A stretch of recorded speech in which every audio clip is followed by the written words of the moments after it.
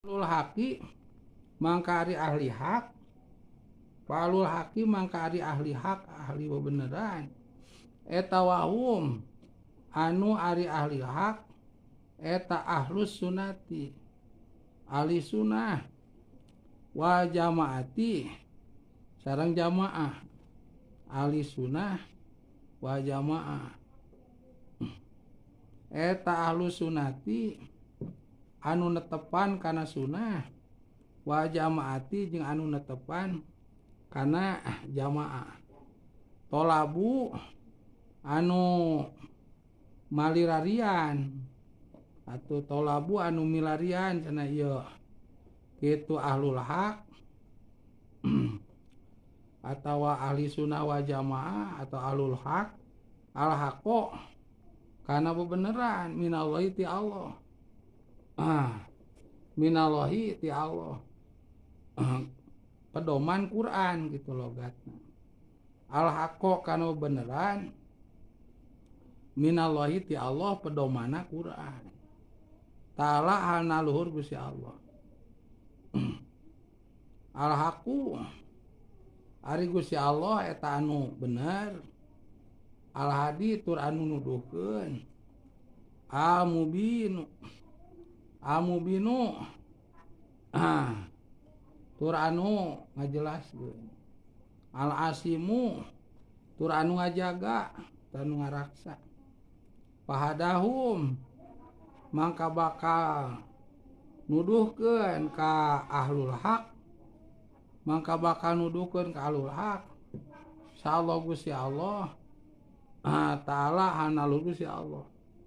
Wa asomahum sareng bakal ngajaga Allah ka ahlul haq anil dolalati tina kasasaran. Wahlu dolalati jeung ari ahli kasasaran atau jeung ari ahli sasar eta ahli bidah anu sakainget ya gini ngomongna teh nya. Eta ajabu nyombongkeun atanapi ngagetkeun atanapi mun ayeuna mah lepak dada cik urang Sunda mah. Ya ahlu dolalah biroihim kana pemikiranana ahlu dolalah. Wa aklihim jeung kana akalna ahli dolalah. Tolabu anu nareangan ya ahli dolalah al haqo kana bebeneran minal mahluki ti makhluk lain ti Gusti. Hayang benerna teh hayang bener ceuk makhluk, lain hayang bener ceuk Allah. Dak sireum cacing naon deui cenah ke mah ya. Suka inget teh. Al ajizi ari makhluk mah al ajizi anu lemah. Anu lemah. Tah salajengna perkawis ahli hak. Saha cenah ari ahli hak teh? Tawalaranana ahli hak teh wahum ahlus sunnati wal jamaati. Nyata ahli anu netepan kana sunnah wa jamaati sareng netepan kana jamaah ahli sunnah wa jamaah. Ulah nyebutkeun urang. Urang teh teh kade luhur teuing. Urang hayang disebut ahli sunnah wa jamaah mah. Pangna luhur teuing bisin teu. Jeung sakumaha makna ahli sunnah wa jamaah. Tah ayeuna urang akurkeun. Naon tah tina sapalina ciri ahli sunnah wa jamaah teh? Tolabu al haqo minallahi ta'ala. Nyata ciri ahli sunnah wal jamaah mah sagala rupa teh sagala rupanya teu weleh ditujukeun kanggo hal anu bener. Tah hal anu bener eta teh berdasarkeun petunjuk Allah. Allah mah petunjuk Allah.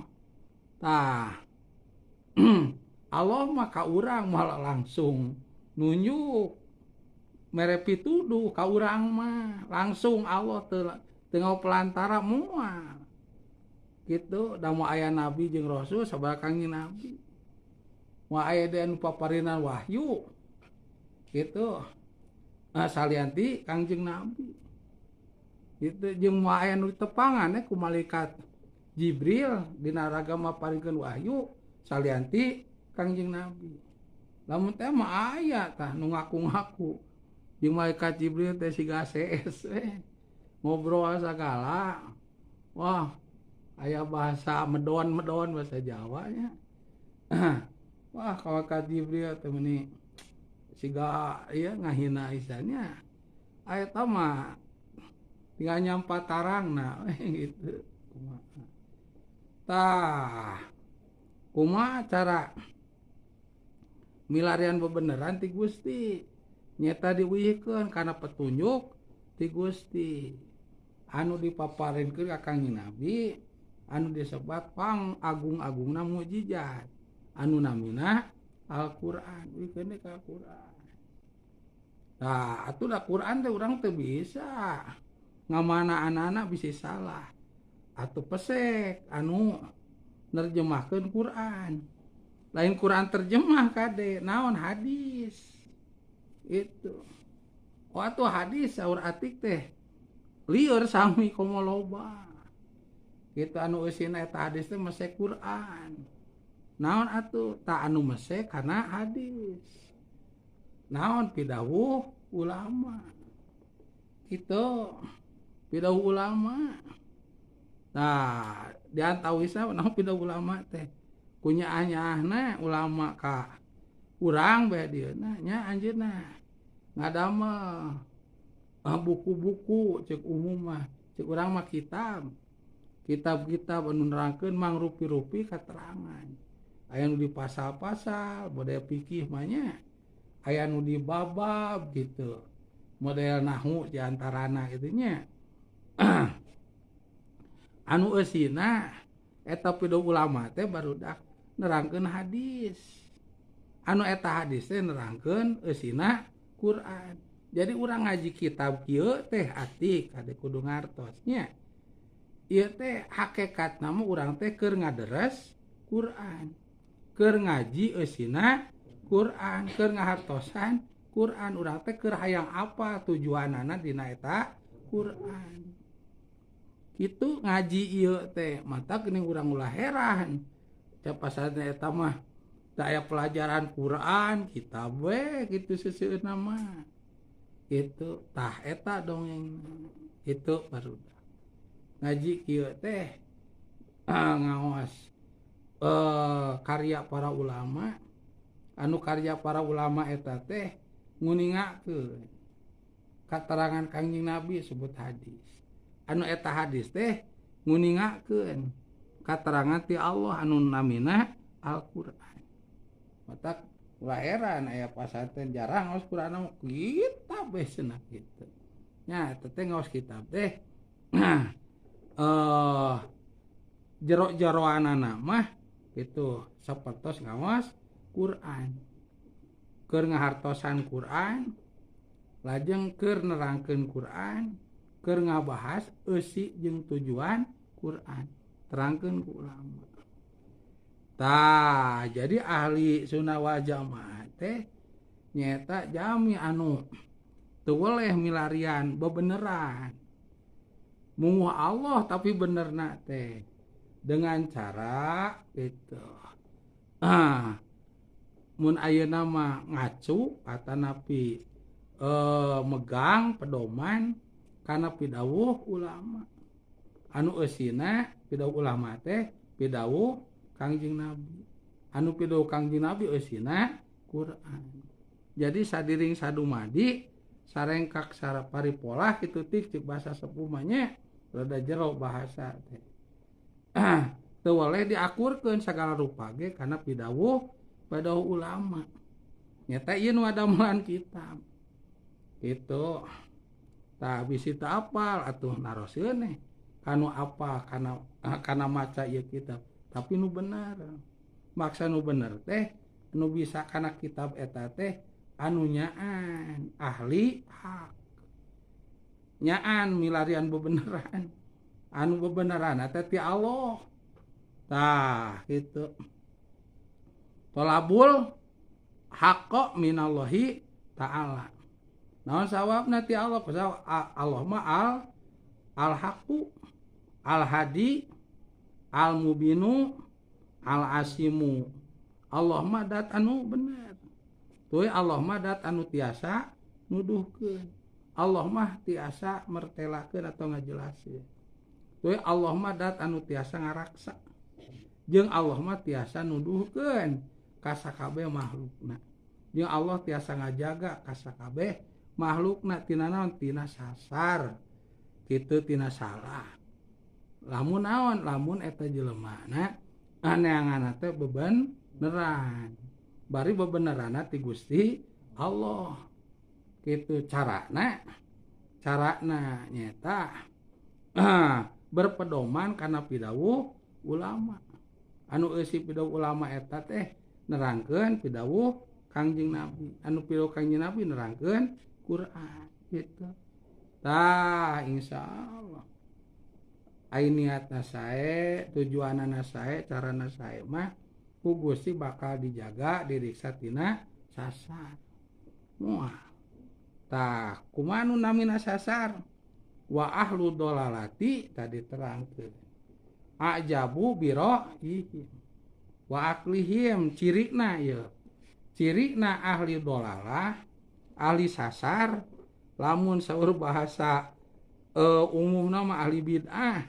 bari bid'ahna bid'ah dolalah artosna bid'ah teh barudak jijeunan bari jijeunan teh eta mah kacida sasarna gitu atuh mah nya eta babasa babasana naon nyebut bahasa Neng Yani naon taku Gusti teh ditemongkeun ciri-cirina yen manehna sasar yen manehna salah diantawisan naon ajabu biro manehna merasakan bangga karena pemikiran-pemikiranana itu sehingga jelema teh terpukau aing cenah ngadadak ya jadi bisa ngomong sirem cenah gitu harita teh kailhamanna teh bisa ngomong cacing cenah bahasa bisa ngomong beurit cenah gitu watak ajabu biro merasakan bangga karena kecerdasan pemikiranana watak tungtung lagi keprok atuh nah, gitu keprok atuh waklihim termasuk manehna merasakan bangga gitu karena kecerdasan akalna wah aing cenah bisa kieu jelema turut jelema patuh jelema tungku jelema nganyakeun jelema ngarekan bener ieu teh jijienan tadi ku sabab manehna teh ngarasa reueus ku kapinteran otakna ku ngarasa kereueus ku kajeniusanana manehna teh beuki sombong tah cirina eta ahli dolalah teh kitu keprok atuh tungtung ngarek kitu tuluy ngancam jelema anu teu nurut bener teh cenah gitu gitu alamun teh mah anu dicaletot salah sia gitu gitu tah kade ieu kapangi ku kitab taklim barudak teh gitu tah ieu anu ngekor ka manehna anu ngingiclik bujur manehna anu melindung manehna meureun poho deui kana taklimu ta'alim berarti niat hatena milarian hakna teh tangke dihanap diterangkeun lain ti Gusti meureunan kitunya tolabul haqqo minal makhluqi maranehna mah neangan bebeneranana teh lain ti Gusti tapi ti minal makhluqi ti jelema jadi hayang bener mungu jelema lain hayang bener mungu Allah tah bila mana hayang bener mungu jelema mah manehna kitu ngarasa bangga ngarasa reueus ngarasa wah ku pemikiranana ngarasa bangga ngarasa reueus ngarasa adigung ku akalna komo batu narurut mah komo jumlah anu ngikutna mending ngalobaan mah komo aing jadi beunghar deh cenah gitu. Komo jeung ayeuna mah nyebutkeun awewe gareulis sagala wah da bahaya tah gitu. Nah gitu kan. Ciri nate jadi sombong kabatur ngerakeun bodoh gitu. Apa tuh cenah corona teu aya di Indonesia apa teu cenah gitu. Aduh nya teh eta mah waktuna teu aya ku ieu ku emplut cenah tuh itu pan nyombong aduh corona tuluy naon deui padahal lamun dibawa ka ditu ka Rusia keur perang jeung Ukraina nya tah sina damai eta teh bisaeun teu ka Palestina Cina ngadamekeun Israel bisaeun teu itu tah gitu naudzubillah tah eta ciri ahli dolalah teh kitu teu taklimnya Syekh Jarnuji Uzbekistan